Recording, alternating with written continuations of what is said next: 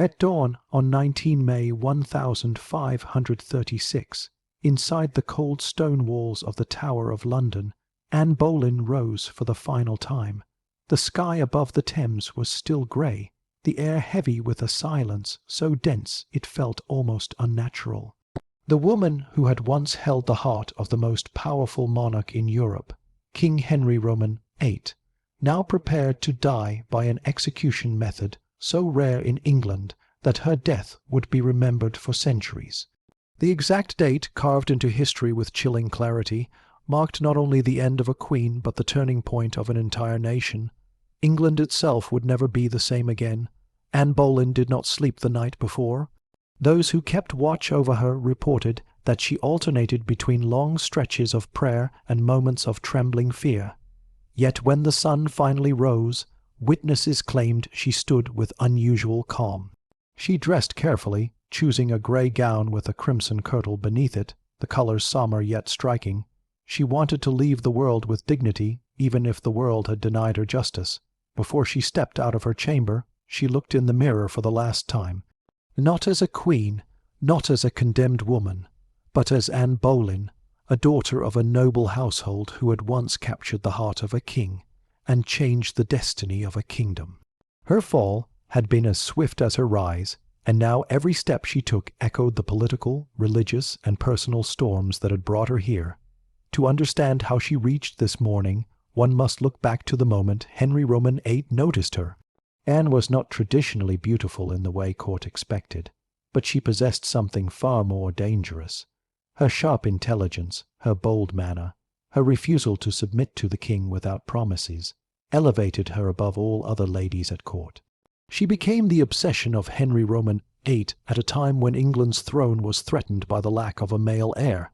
Catherine of Aragon, Henry's first wife, had failed to give him a surviving son. Anne promised him a future, a dynasty, a new beginning. Henry's desire for Anne reshaped European religion. Years of petitions to the Pope had failed to grant Henry the annulment he so desperately wanted. So he broke from Rome entirely. With Anne at his side, he transformed England into a Protestant nation, dissolving centuries of ties to Catholic authority. His love for her was so intense that he risked war, excommunication, and rebellion, all in the hope that she would give him the son he believed fate owed him. In 1533, the dream seemed fulfilled. Anne was crowned queen in a lavish ceremony, carried through London streets in gold and velvet, the crowds cheering the woman who had captured a king. But the dream soon faded. When Anne gave birth not to a prince but to a daughter, Elizabeth, the disappointment was enormous. Though Elizabeth would one day become one of the greatest monarchs in world history, at that moment her birth was seen as a failure. Anne suffered several miscarriages afterward, each one driving Henry further into frustration. His desire for a stable Tudor dynasty became an obsession. Europe whispered that perhaps God did not support his marriage to Anne. Henry began to look elsewhere for comfort. Meanwhile, Anne's outspoken nature, once admired, turned into a weapon used against her. She insulted enemies, challenged noblemen, and even argued with the king himself. At a time when queens were expected to be silent, her voice became her most dangerous flaw. In 1536, everything collapsed. Anne miscarried a male child. Henry's disappointment turned to fury. Thomas Cromwell, Henry's powerful minister, saw political opportunity in Anne's fall. The king needed a new wife. Cromwell needed the influence and religious control that Anne constantly threatened. Together, they orchestrated one of the most shocking trials in English history. Anne was charged with adultery, treason, and even accusations of improper relations with her own brother. The charges were fabricated, but they were effective. In a world shaped by power rather than truth, Anne had become inconvenient. A guilty verdict was predetermined long before she entered the courtroom. By mid-May 1536, the fate of the once unbreakable queen was sealed. Henry ordered a French swordsman for her execution rather than the traditional English axe. Some saw this as mercy, Others believed it was theatrical cruelty. But the truth was that Henry wanted her death to be swift, precise, and final. No room for mistakes, no chance for sympathy. And now, on that fateful morning, Anne walked out into the courtyard. The wind was cold, but she held herself with an almost unreal composure. Above her, the walls of the tower loomed like silent judges. The small crowd gathered, including noblewomen forced to attend, stood with sorrowful expressions. Even those who had despised her could not escape the weight of this moment. When Anne reached the scaffold, she paused. The French executioner, dressed in dark clothing, waited with unnerving stillness. He carried no axe. His sword was hidden behind his back, a method meant to distract the condemned. She climbed the wooden steps slowly, her hands trembling for only a moment before she steadied them again. Anne then gave one of the most haunting final speeches ever recorded. She praised the king. She asked God to protect him. She refused to accuse him, whether it was strategy, fear, or a final attempt to secure her daughter's future. No one could be certain.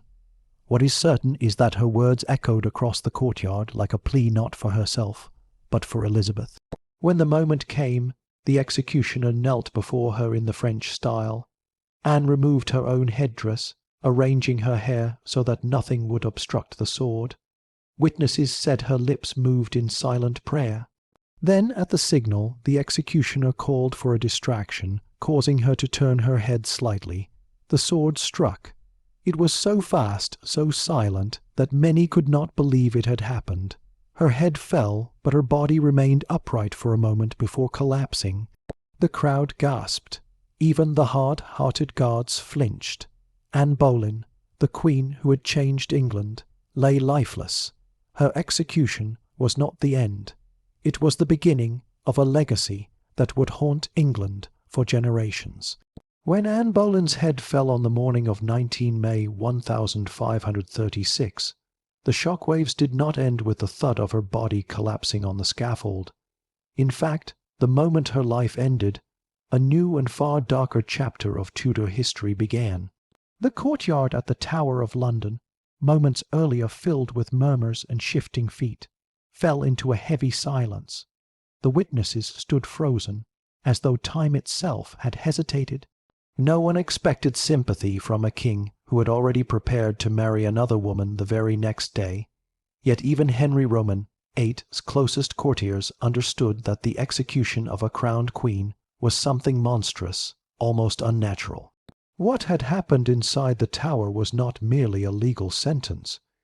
It was the destruction of a dynasty that never had the chance to fully begin.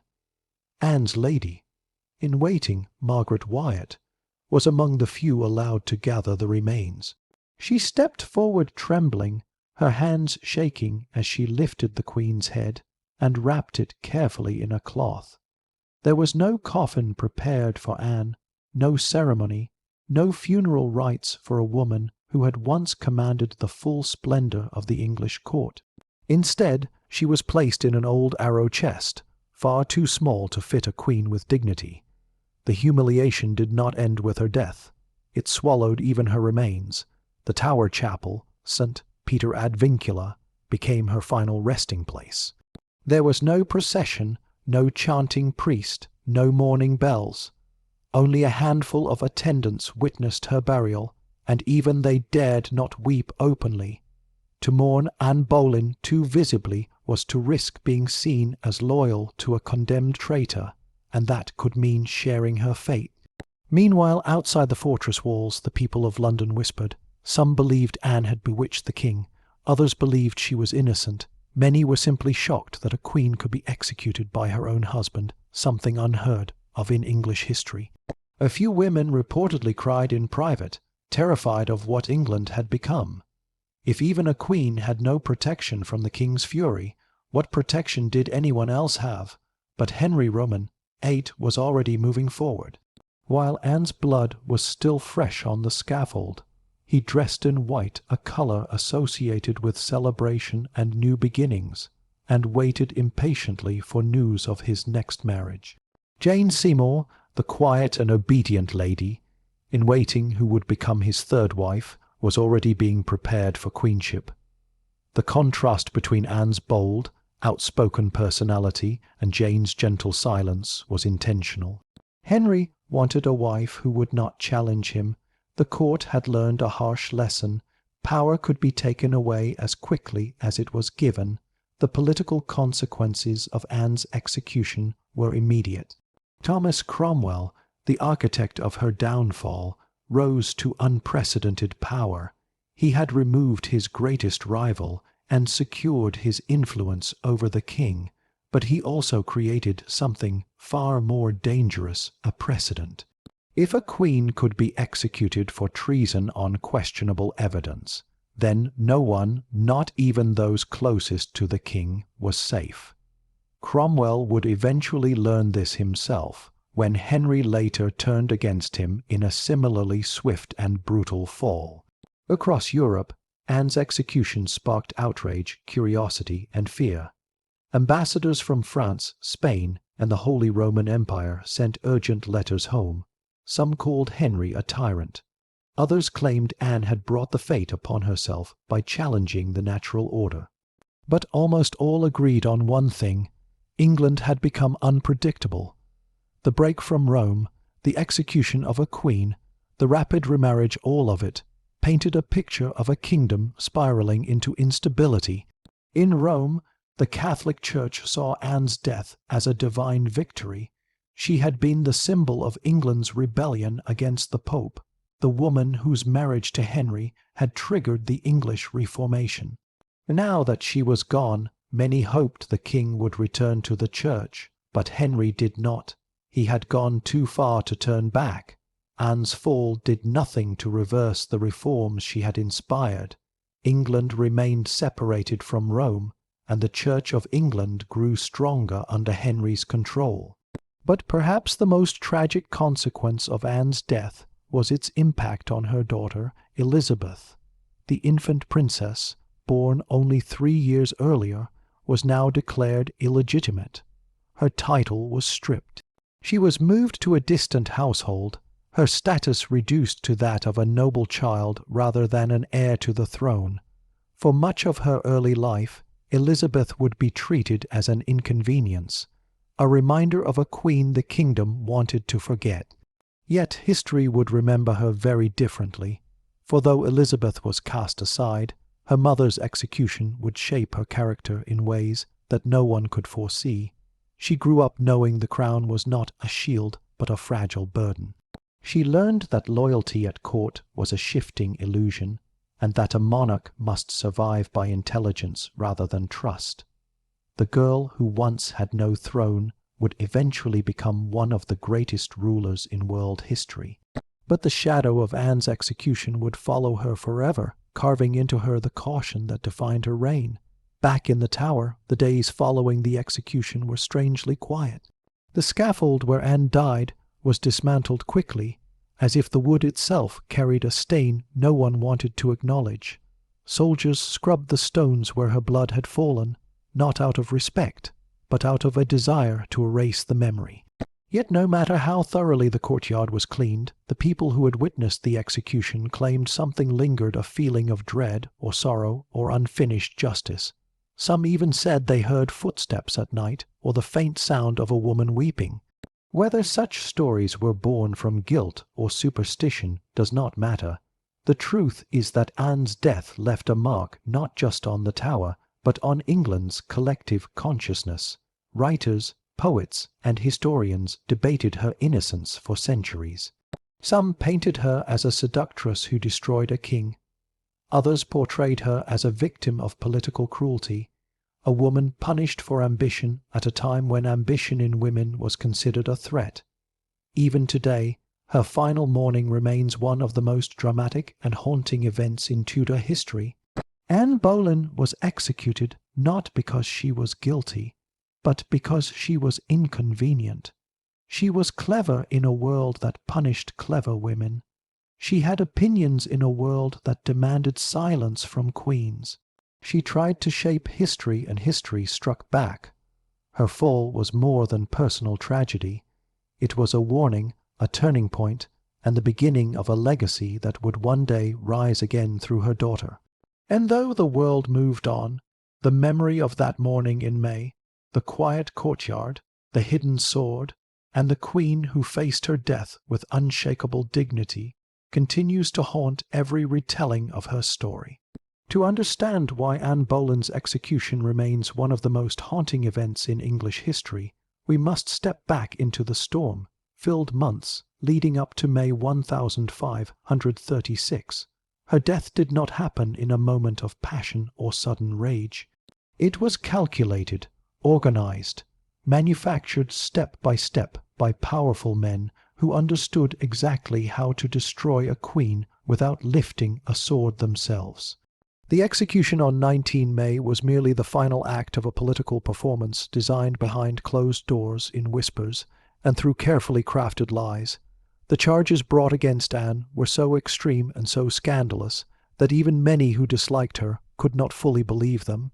To accuse a queen of adultery was already a dangerous accusation, but to accuse her of committing these acts with multiple men, including her own brother, was almost unimaginable. These charges did not arise from genuine evidence. They were engineered by Thomas Cromwell, Henry Roman VIII's trusted minister, who found himself in direct conflict with Anne's political influence at court. Their rivalry began over religion and money, but it escalated into something far more deadly. Cromwell understood that removing Anne was the only way to secure his own power.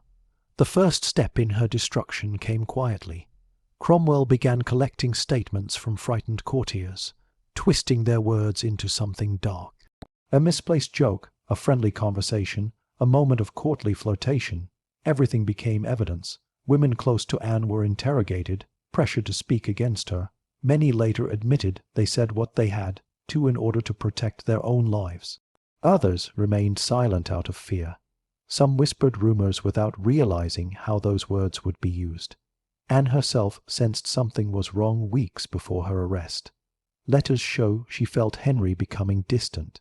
She attempted to win him back through charm and intelligence, the same qualities that once captivated him, but by then Henry had already set his eyes on Jane Seymour. Unlike Anne, Jane did not argue. She did not challenge him. She did not have political opinions. She remained quiet, soft, spoken, and obedient. She represented the opposite of Anne in every way. To a king exhausted by conflict and the disappointment of miscarriages, Jane appeared to be peace itself. Cromwell seized the opportunity. Anne was becoming a burden to the king, and burdens could be removed. On 2 May 1536, Anne was arrested and taken to the Tower of London through the same traitor's gate used for common criminals. As she stepped into the boat that would carry her there, onlookers claimed her face was pale but composed. Some said she trembled. Others said she seemed confused. But no one could deny that this queen, once untouchable, now appeared as vulnerable as any prisoner. Inside the tower, Anne was kept in the Queen's lodgings, the same chambers she had stayed in before her coronation 3 years earlier. The symbolism was painful. She had once arrived here as a woman about to be crowned. Now she arrived to await judgment. Her jailers claimed she spent hours pleading her innocence, crying out that she had never betrayed the king. She asked why God had abandoned her. She wondered whether Henry believed any of the accusations. She prayed for her daughter, Elizabeth, fearing what would become of her. The trial itself was nothing more than a performance. The jurors included some of her greatest enemies. Her uncle, the Duke of Norfolk, who had humiliated her family repeatedly. Earls and nobles who either feared Cromwell or wanted to please the king. The men accused alongside her, Mark Smeaton, Henry Norris, Sir Francis Weston, William Brereton, and her brother George were tried first, and all were found guilty. Mark Smeaton, a musician, was the only one who confessed, but his confession was extracted under heavy pressure and possibly torture. Historians agree it was false. When Anne's trial began on 15 May 1536, she stood before the court with remarkable dignity. She defended herself clearly, logically, and passionately.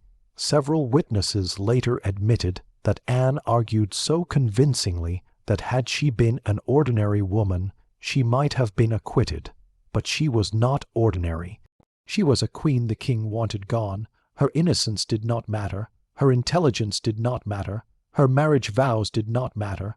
The verdict had already been chosen long before she entered the room. She was declared guilty of treason, adultery, and even plotting the king's death. The last charge was particularly absurd. Anne had no army, no allies strong enough to threaten Henry. Yet the court claimed she imagined his death in her heart. In Tudor law, even imagining the king's death was considered treason. It was an accusation impossible to disprove. The sentence was death by burning or beheading. Henry, in what he called an act of mercy, chose beheading. He also ordered an expert swordsman from France, which shocked the court. A French-style execution was clean, swift, and unique, but its uniqueness made it even more memorable, a spectacle rather than a simple punishment. While Anne awaited execution in the Tower, Henry celebrated his freedom. He wore bright clothing, danced, hunted, and spent increasing time with Jane Seymour. He made no effort to see Anne or speak with her. Perhaps facing her would remind him of what he had once loved.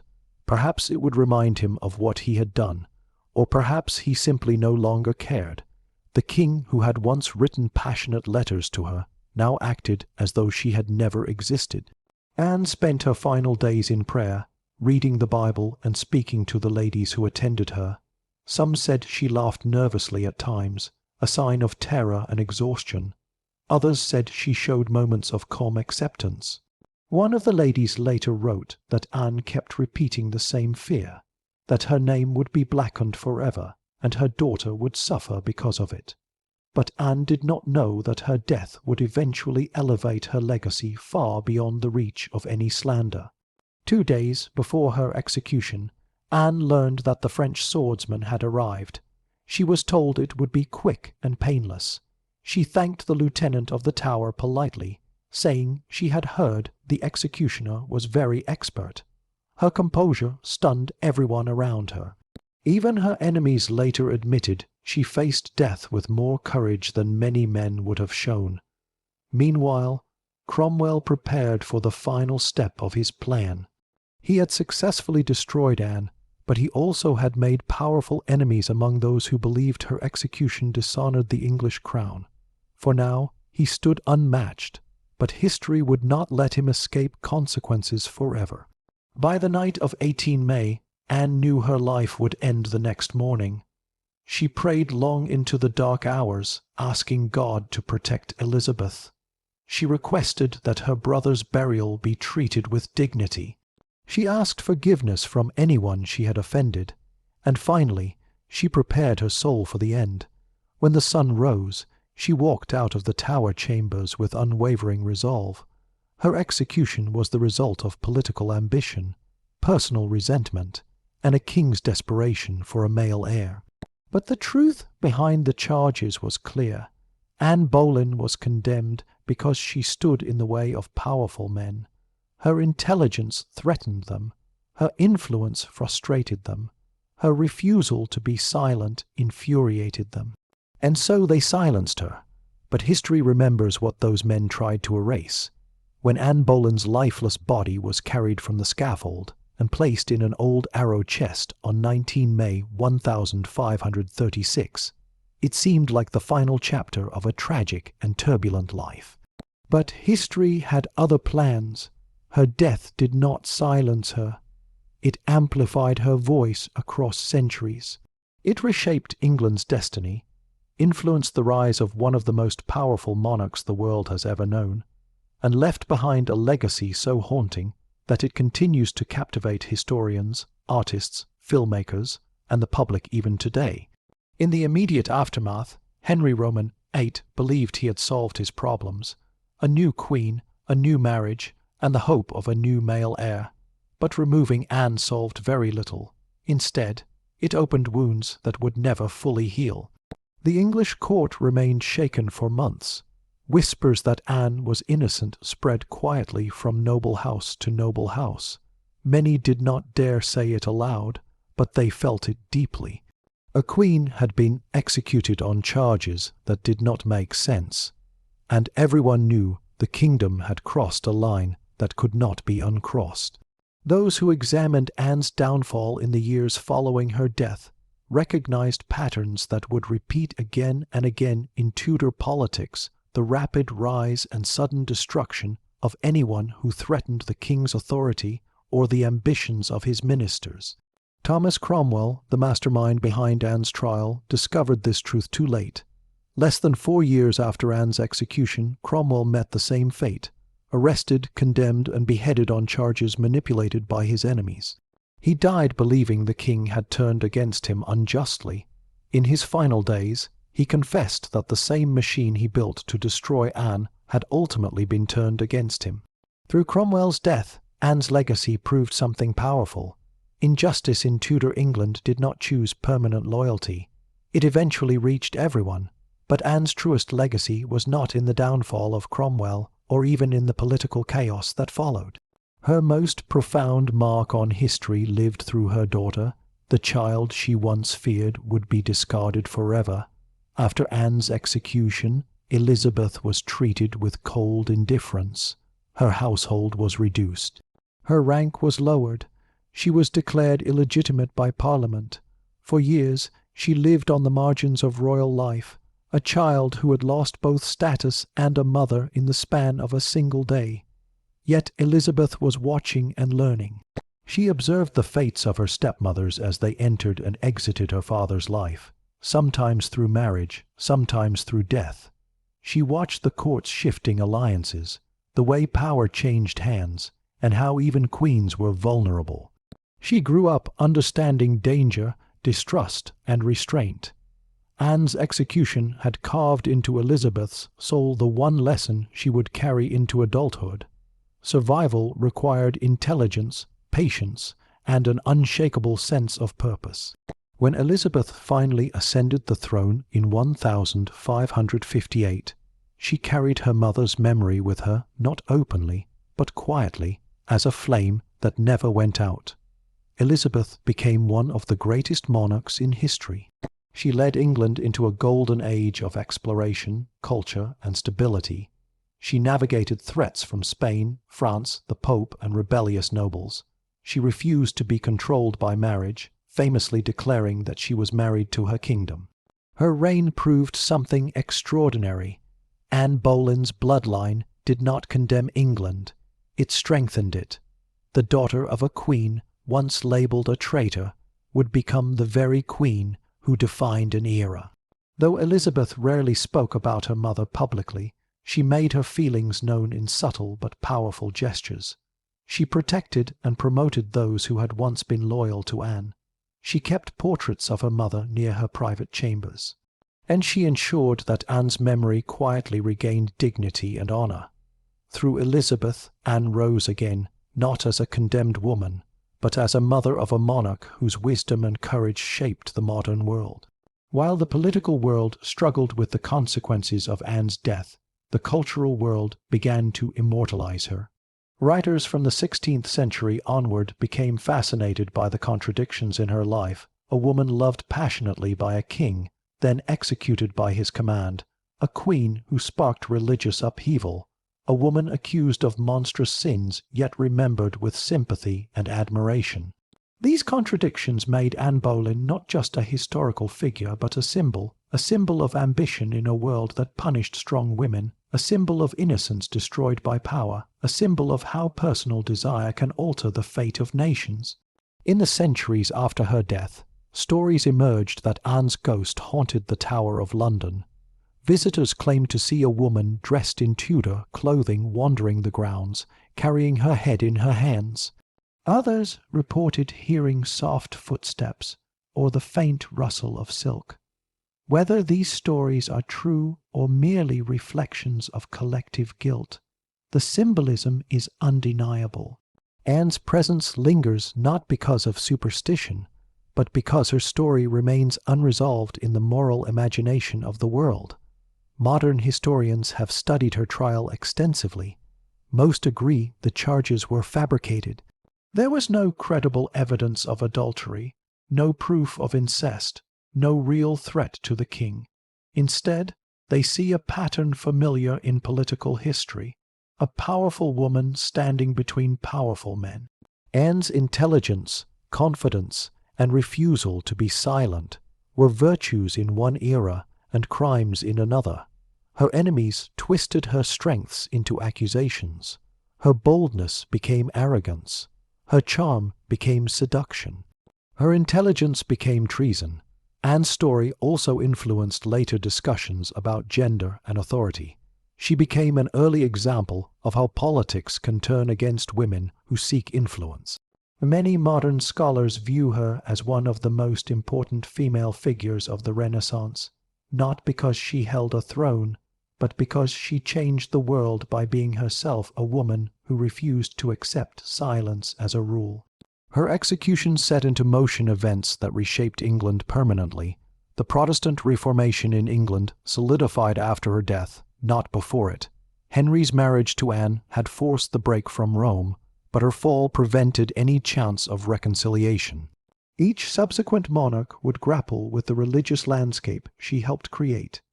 Even today, the Church of England exists partly because of circumstances tied to Anne's life. And then there is the Tower of London itself, a place forever marked by her final moments. Thousands visit it every year, walking the grounds where Anne took her last steps. They look at the chapel where she rests, the courtyard where she knelt, the stones that may have caught her last breath. Even without seeing her, they feel her. History holds certain moments with an intensity that refuses to fade, and Anne's execution is one of those moments. Anne Boleyn's death haunts us not because of ghosts or myths, but because it forces us to confront uncomfortable truths about power, justice, loyalty, and the human cost of ambition.